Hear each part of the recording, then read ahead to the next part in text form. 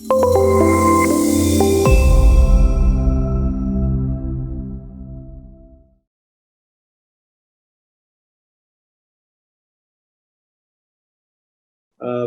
viewers to our next episode of the We Architect Work Knowledge Series, where we've been talking to HR leaders from across industries to understand what their perspective and insights are around the most important topic of the future of work.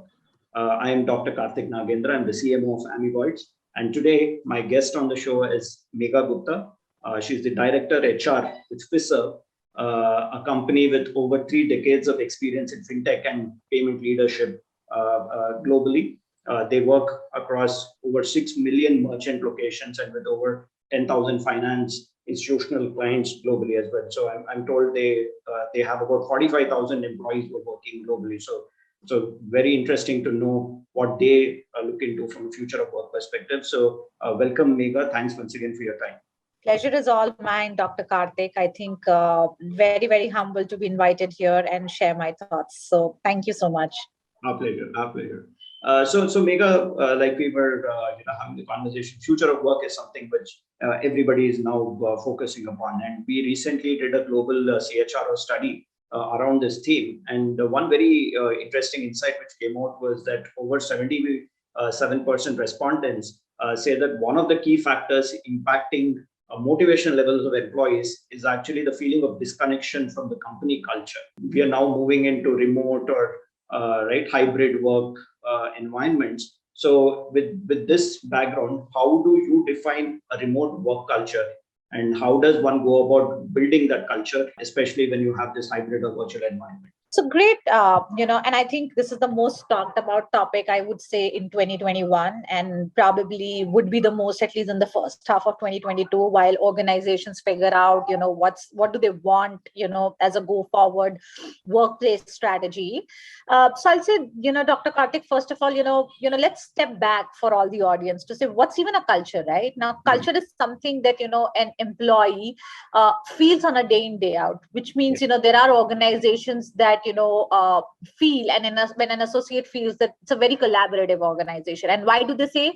Because it's not about the hierarchy that you follow, but it's about people come together and solve for a problem, irrespective of who reporting into who. And that's the culture, how the people feel on day in, day out working in that organization. Now, when we talk about a remote setup or a hybrid setup, rather, I think why we're talking about a culture is because when you're in a remote, you actually plug into a meeting and you plug out of a meeting. Mm-hmm. And how do you ensure, people without seeing each other, without, getting to, know each other before any of the meeting invites happen? How do you live and breathe the, formula or the DNA that you actually expected in an organization?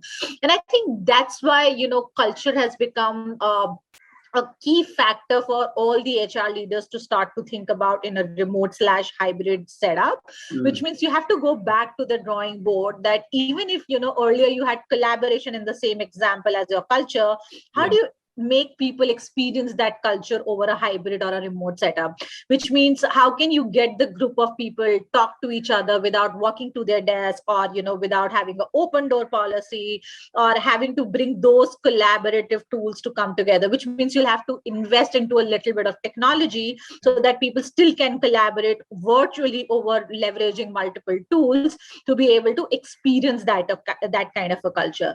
So I think Karthik, HR heads to now are supposed to step back and really think about what's that whiteboarding that they want to do, that, okay, these were the 5 core values that, we really thought about.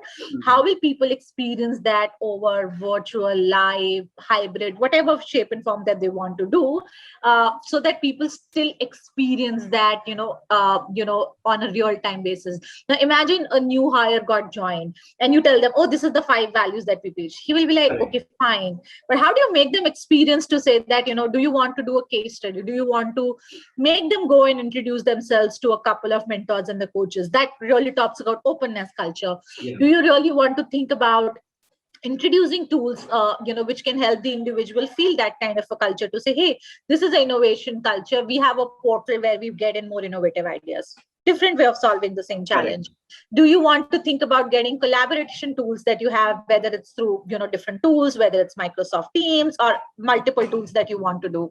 If it's a culture about asking, very, very open culture, then do you want to train your managers and your leadership team that how do you ensure that in a large group setting, people who's the most silent is still being, asked for opinion? That really makes people really think about openness. And I think those are the challenges that I think, will solve for a culture piece when it comes to, the setup that we're talking about. Very, very nicely good. So it's all about taking that step back and then reimagining how we will need to approach that. And one interesting point that you mentioned about saying, how do you also give that opportunity for people who are silent so that they don't feel left behind? Because interestingly, in our study, about over 70% of them have said, they have this fear that if they're working remotely, there will be differentiation with the kind of opportunities which are given, or the kind of from a performance management standpoint as well. So what do you see as potential challenges faced by managers to kind of address these aspects and kind of build that culture which is more open and inclusive? I think, first of all, we all need to understand. See, till now, if we have to hire a people manager or a leader, what we were doing, right? Oh, Pune is the largest center. Let's hire a leader in Pune, or let's hire a people manager in Pune. Oh, our base is growing in US. Let's hire a leader in the US. Yeah. That was a natural mindset that we all had when we were thinking about leadership or people managerial position. Correct. Now, the concept of location is going away in the new norm, right? Now, if the concept of location is going away, we need to start thinking about what is people manager is really going to do and solve for their people. Now, it's no more about, micromanaging. It's no more about physically being available for an individual in a location, because your person may be working out of Goa. You don't know, right? Your person may be based out of US or anywhere across the globe. Now, which means, first of all, managers needs to step back and rather say that, micromanagement will not work out. It's going to be more outcome based. It's more going to be, okay, how can I help you when it's really required? Because I'm not there physically for you, and neither are you physically there for each other. So I think that's the first step. People managers have to start thinking of saying, oh, I don't know this person, or I can't meet this person. So how do I get to know my team better? I think that's the first step that the people manager have to start doing, which is to understand their team personally, what is their work style, try to know individually, personally, what works for them, what doesn't work for them. Like a simple thing, for some people, emails work best because that's their communication style. Because for some people, emails, they feel like, oh, why is my manager escalating? Why can't they just pick me a call and let me know? That's their style. So, people managers should first of all go and understand individual style of their people and then start working with them before they, really say, okay, this is how will we work as a team.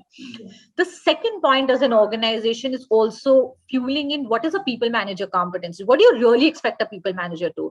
It's no more the same role that you expect them to play. Now they would want more to be coaches, more around, how you give them more openness to the team and trusting the team that, the team is, still somewhere remote and still be working. So how do you enable that trust from a people manager to individual? I think that's the second piece that organizations need to start re-looking at their people manager competencies. And second is training them to say, how do you manage the team virtually? I think that ownership is on the organizations to retrain the people managers. And I think the third biggest piece I would just say is, have as many open and transparent communication, because understand, people are not there physically. You can't read their body language. So ensure that, you're not just communicating top down, but also allow multiple channels for people to voice out their opinion and concerns. Now, whether it's team meeting, whether it's one-on-one, whether it's multiple forums that you create, whether you create only forums once in a week to collect and share ideas from your people. I think those are some of the things that people managers need to start doing more and more over a virtual setup, while they still be more empathetic, patient, and flexible. Because empathy is going to be work. It's going to be like something that people managers needs to start to live and breathe every day. Because when people are working out of home, there are multiple things that happens in the home. Nobody got trained to work out of home. And I think they need to be more flexible to say, hey, this is my 2 hours that I can't work. It's fine till the time the individual is working. And I think those are some of the tips that I would definitely urge people managers to think about. So I think some very important aspects that you touched upon, right? Having empathy, building that trust, and adapting a coaching mindset to how you manage your resources. So I think those are really important from a manager standpoint. But interestingly, in our study, it showed that only 11% of organizations were actually adopting a coaching-led mindset or approach towards managing people or teams. So what can the role of a leader be in kind of building this kind of a culture in an organization? So I think there are two roles in my mind, and I'm going to keep this short because I think leaders need to be find more and more ways to drive the change. I think it's a change, right? Nobody expected that, from 4% of the overall US population remote to today, 30 to 40% of the population being remote. Nobody expected that, right? So it's the first step towards the change. And I think leaders have to first adopt that change mindset. And, one of the best ways for leaders to also think about restructuring their teams, right? Now, no more a team size of 50 or 100 under a people manager you can manage over a remote setup. And that's where you'll have to get more people managers. You can still manage the team, or, can be more coaches towards the people to effectively manage them. I think, leaders should start thinking about restructuring their team into a smaller set of people so that, they can be more fruitful towards the enablement of the team members and start to coach them. I think we have to understand that fact that restructuring is a key piece for leaders today. The second piece, I would urge all the leaders is to think about digital transformation for businesses, and not for businesses actually, for even people experience, right? Same example, you have Teams, but are you investing in Microsoft Teams to get expanded collaborative tools which works with Teams? I'm not saying go to Microsoft and buy. I'm saying there are multiple tools freely available. But are you thinking as a leader to leverage those to smoothen out both people experience, to smoothen out your processes, and to smoothen out your business expectations as well? So I think leaders need to start thinking about digital transformation at a big level. That was very nice, because technology will be at the forefront of any vertical, any function going forward. And so on that particular front, my last question to you would be, how can HR step up now to kind of drive this digital transformation forward while keeping the people first objective in mind? So I'm going to say something, Karthik, that we all know. I think HR holds a lot of data with us, and you would agree to that. We have, from employee details to their history to their performance, everything that we have today. I think what HR needs to step forward is leverage that data. And I think I keep saying that because, we are the custodian of the data. We have multiple storage mechanism, but we need to ensure that we leverage that data. And I'll give you an example. We all talked about the great resignation that happened, in the last 6 months. And there is already a prediction that 2020 is going to be a very, very similar year around that. Can HR leverage, their existing data, work with their analytics team or with an external vendor, whosoever they want, pull that data together and work towards predictive attrition, which is not about telling that trend of attrition, but really talking about what skill set, what drivers will actually lead into X percentage, or with the names of actually people who are, predicted to try. That's all possible because you have the data.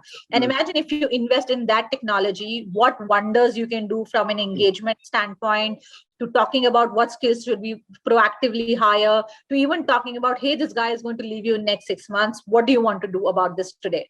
And that's the insight that HR can leverage. That's one example. Sentiment analysis. Again, you can do it, through your in-house technology team, or leverage a chat bot, or multiple ways, right? A simple moodometer. Can you not understand in 15 days what sentiment is going on into a team sitting in Bhopal? Right? And then go and attack that team and say, hey, what's happening? Is it a manager issue? Is it a culture issue? Is it work issue, what's the real challenge that people are having. Again, same data, but you're leveraging it differently. Don't wait for your yearly engagement cycles to happen. Leverage the data that you can through technology, or through, even, today you have macros enabled Excel, right? You can even create simple formulas over there and leverage that if you still don't want to go all the way around to invest something immediately. And then show that impact to the business. The moment you show that impact, business will be the first person to come to HR to say, hey, give me more, talk about it more, give me more insight. How does it impact my bottom line? Oh, this is going to be a direct impact to XYZ. Attrition is impact to a business, right? Yes. Okay, let's do XYZ strategy. I think that's where you became like your advisor to the business, rather just being, somebody who's a cost center to the business. True. I think that's the shift HR needs to get. True. That was very nicely put. So I think data will be giving a lot of power to the HR, and with great power comes great responsibility. The famous dialogue goes. So I think HR will have this responsibility to see how they can take this digital transformation and make an impact to businesses going forward while keeping the people first approach in mind. So Megha, thanks once again for sharing your perspectives. Love the conversation. It was short and sweet, but a lot of interesting takeaways to the viewers out there. Thanks once again for your time. Thank you, Karthik, and hope the audience like it. Thank you.